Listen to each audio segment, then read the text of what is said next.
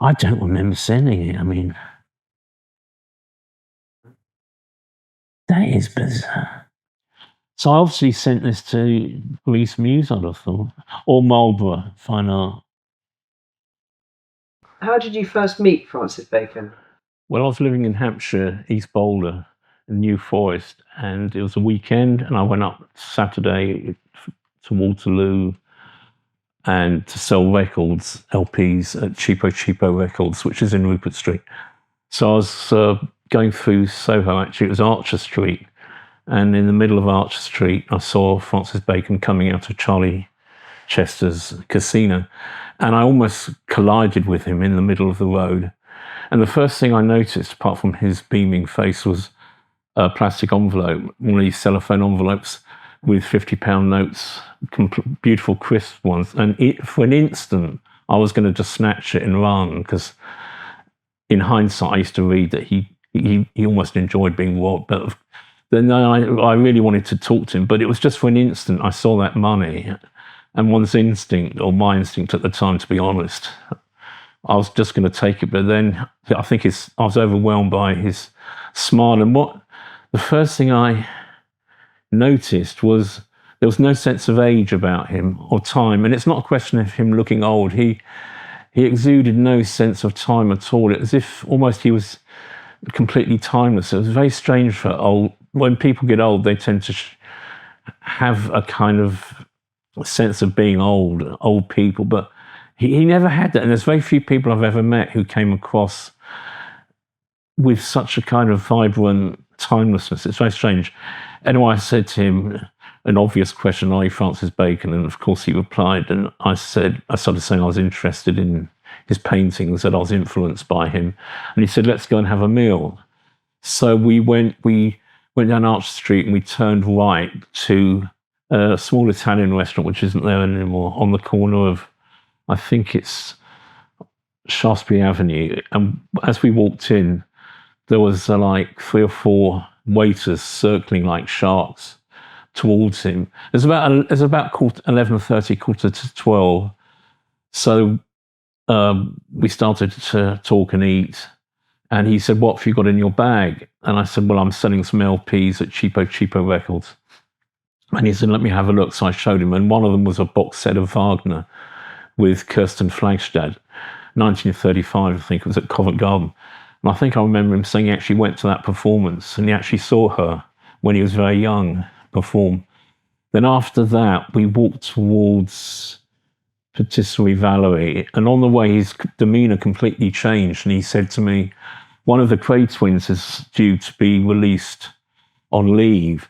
And in hindsight, I found out that it wasn't so much that as Violet Cray had died on the 4th of August, and the funeral, I think, was on the 11th. And he must have read somewhere that they were coming out. And he basically said to me that one of them accused Francis of taking his boyfriend away or something like that. But he really, I'll never forget the change in mood. It wasn't like he was acting or anything. You could sense this sort of dread coming over him. And then I don't remember after that how we responded to any more of that. But then we went to Valerie's, and we started talking about literature, and I said, have you read Jacques Derrida? Because he knew Michel Leiris. And he said he hadn't heard of Derrida, which I thought was strange for someone who was so interested in French literature. But he just was a blank to him, and I was quite surprised by that. Anyway, then he wrote down, after he bought me a chocolate gâteau, and we sat by the front door. And after that, he wrote down his phone number on a bit of paper and said, why don't you come back to the studio at Reece Mews the following weekend? Because I said I live in Hampshire. And that's what I did. I went back the following week. Again, it was around 10:30, 11, a bit earlier. The doorbell wasn't working. So what happened basically was I shouted up, and the window was open, and a beaming face came out, and he said, I'll be right down. He came down, opened the door, and he basically said, hold on to the ropes and pull yourself up. And it was like going into a shipwreck. And I got upstairs, and we went into the living room, which doesn't look like everything I've seen later. It just seemed differently arranged. I remember there was one of these portable record players on the floor, and I saw a Billie Holiday LP with the LP sticking out a bit, and we sat down, and he spent the whole time in this position like this, and gave me vodka, and I started talking about his work, and he started saying things like, "We manure the earth, and they breed like flies." And then I went on talking about, another thing he said, I was talking about drawing and charcoal drawing and pencil drawing, and he said, one thing about Lucian Freud's drawings is, have you noticed he's obsessed with detail? And he went like this. He puts every single hair in like that. I just get a brush and go like that. And I can do and he says, I can do in 4 or 5 seconds what Freud does in 5 hours. I remember him saying that. And he says, why does he have to spend so long on it?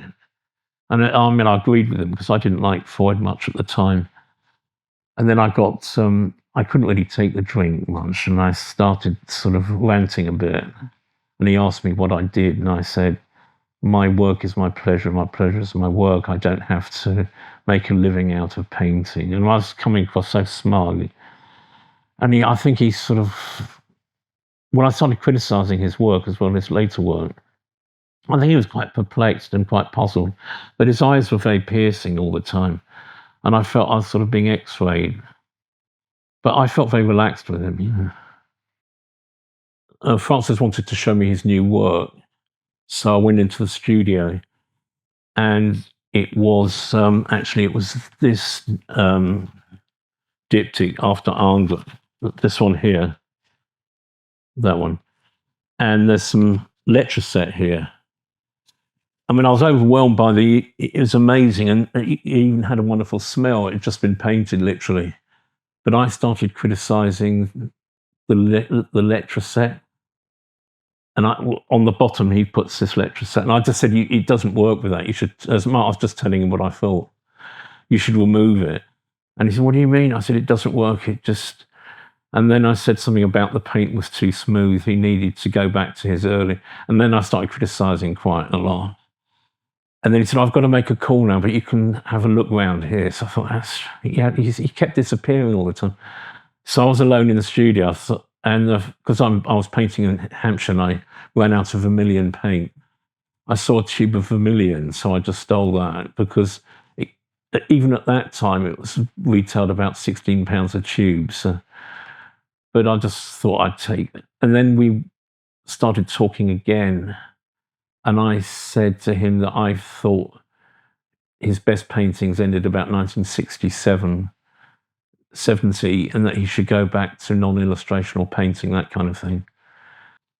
And then what happened next? I was getting too drunk, and then I went back into the studio, and I accidentally nearly knocked his new the study for figures, the orange one, which I criticised about the letraset. I almost knocked it off the easel because I was so drunk. I remember that. He said, be careful. And then for some reason I ended up in the kitchen, and I opened the fridge and I saw one egg. And the other thing I found strange, there was a row of suits that were all identically the same, like 8 different suits on a rack. And they all looked like 1950s kind of grey suits, which looked rather strange. And then I think I got so drunk, I was stumbling around. And I said, can you give me some money? I want some money to get home, And he gave me £40, and I stumbled down the stairs, and I regret that ever since. Because I couldn't take drink, and B, I was saying things which was, I think, I was almost patronising and looking down on him sometimes, because why do you keep painting like illustration now? Why don't you get back to what you used to do? And the reason I was quite critical of him was because I maybe was naive at the time. I read David Sylvester's interviews where Bacon used to say he wanted people to really criticise his paintings and take him apart.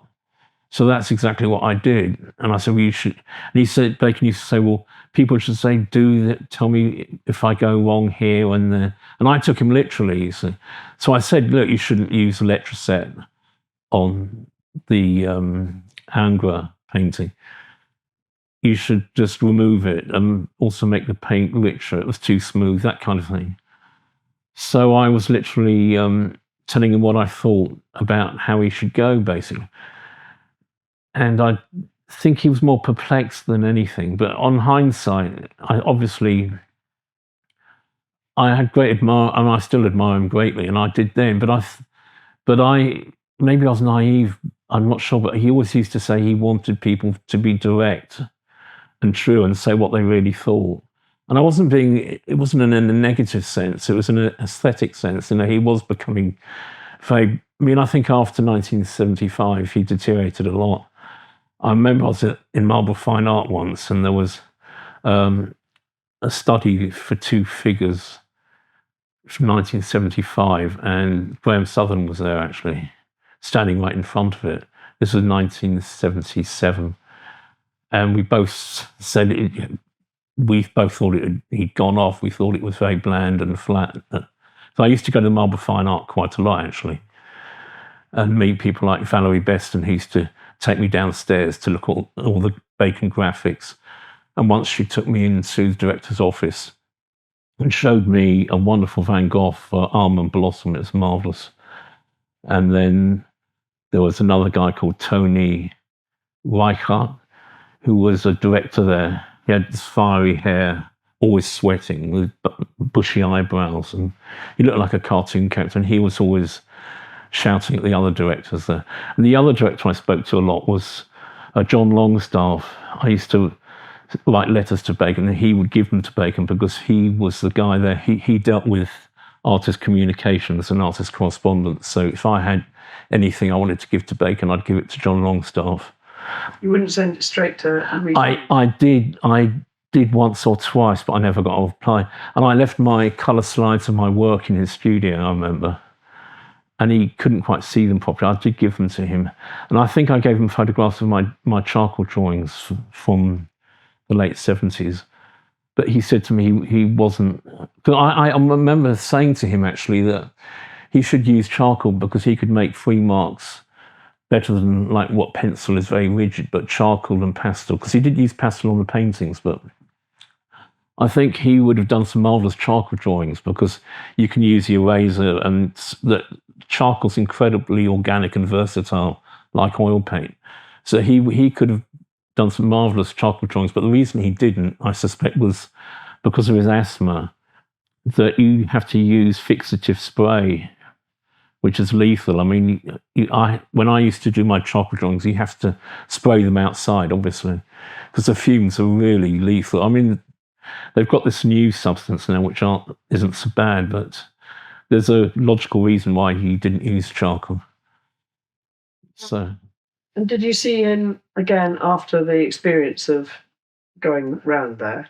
No, what happened was the next weekend I called him from Hampshire, and he answered the phone and he hung up. So now after that, I did try to see him again later on in the year. In November, I had an exhibition at Fisher Fine Art, not a single one, but a group exhibition for a contemporary dance theatre auction. And I had one of my paintings, Goat Woman in the Window, and Harry Fisher arranged that. And it was only for 2 days, but I went to Soho to try and find him because it was reported in the Evening Standard, that I'd invited him to this show. But it was the article contained some falsehoods. It said that my father, Ken Russell, introduced me to Bacon. Well, my father never met Bacon, but you always have this with newspaper reports. But yeah, I couldn't find him anywhere, but I wanted him to come to the exhibition because I had some charcoal drawings there, and one of my paintings was in the window. And Fisher Fine Art was also, I think, Bacon had some connection through Marlborough Fine Art, I think, because Harry Fisher founded, I think he worked at Marlborough or something. So after that, gave up painting. I think I was very despondent and started doing a cultural studies course. I just sort of stopped painting and drawing around 1983 when I started this course. And then I returned to making sculptures much later. Were you despondent because of the lack of response from Bacon? Yeah, I think so. But I had had myself to blame as well. And also, his partner was John Edwards, and I was sort of living in a kind of fantasy world. I saw myself as in competition with him or something ridiculous at the time. I was actually jealous of Bacon seeing him. But I realised, I don't know how to put it really, but I wasn't really his type anyway. And also, maybe he wasn't, I don't know, I mean, I didn't really fit into that kind of. And also, I think I came across as very pompous and arrogant in front of him as well, and a bit smug. I mean, as I said, I was almost sort of castigating him, you know, for sort of not being because I really admired his earlier work so much. And I met him at the time where I thought he was basically in decline, which he was. And that's what I said. I mean, I think John Edwards should have destroyed many more paintings that Bacon did, because a lot of stuff after 1980, 85, personally, I think is awful. But I think I only had myself to blame because I just didn't, what they say, play my cards right, which is good in a sense, because a lot of people were crawling around Bacon and saying nice things to him, to be friends with him. But they, as far as I'm concerned, they weren't real friends, I don't think. And how old were you when you took place? I was 22, 23, yeah. Because when you were 16, you wrote the letter that I've brought a copy of. That one there. Oh, 16.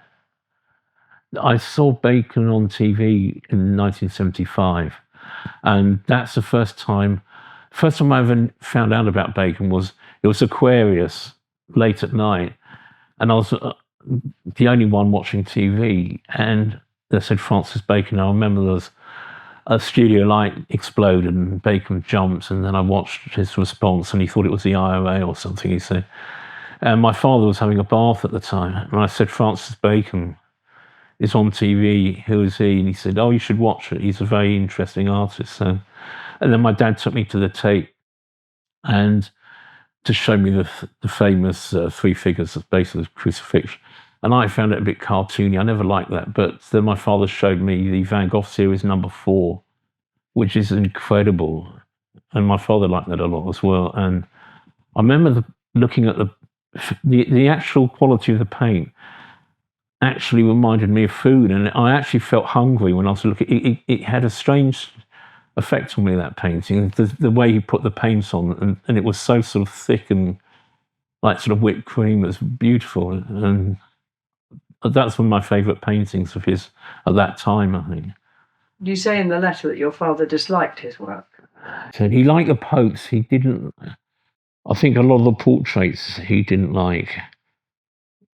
But he did. The last time I spoke to him about Bacon was in Cannes in 2000. He said he liked the Pope paintings. That's what he distinctly said that. But I can't remember. I can't remember him. Yeah, when I was asking about, this is the context now. When he made the film Pop Goes the Easel, I asked, why didn't you like Bacon? And he said, I didn't like Bacon when I was making the film. He said, I didn't like him. He could have been in it. And he didn't, Hockney was in it very quickly, but he liked Pauline, is it Boty, a lot. And she was in it, and Peter Blake was in it. And Hockney was dancing with my mother's best friend, Janet Dutas. But he said at the time, he did tell me he didn't want him, he didn't like him at the time. But it was only later he said he liked the popes. The only strange thing is I never mentioned my father when I was with him. It never occurred to me, or even it didn't come up. But I remember Eddie Gray told me that he went with Francis Bacon to the Biograph at